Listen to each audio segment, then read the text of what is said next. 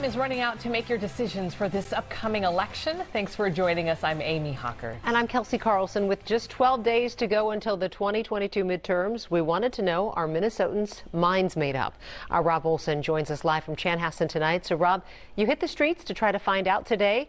And what did you hear from voters? Well, you know, just an informal survey, about a dozen or people or so that we approached, and pretty much all of them have had their mind made up about this election and say they have had it made up for quite some time. You know, it used to be leading up to an election, you might see undecideds, the swing voters in the 10 to 15% range, but that is not the case this time. Yeah, I think everybody is pretty well trenched in. We camped out at a suburban dog park for a while to try to talk about this political horse race. Ever a point that you were an undecided voter? No. In any election that you recall? Some past elections, yes. Even though we weren't asking opinions here, most everybody we approached still didn't want to talk politics at all. A sign that people are either sick of this election or of just how touchy all politics has become. All we wanted to know with under 2 weeks to go was this. Was there ever a point you were undecided in this election? No. Never? Never. Was there ever a point you were undecided in an election? Yeah, back in the Ventura days, and maybe sometime before that, way back.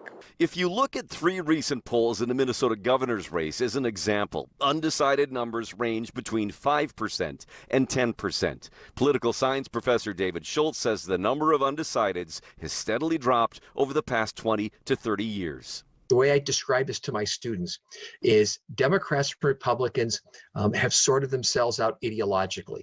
40 years ago, you could find conservatives in the Democratic Party and liberals in the Republican Party. No more. Governor Walz also saying that he believes there are very few voters left to sway.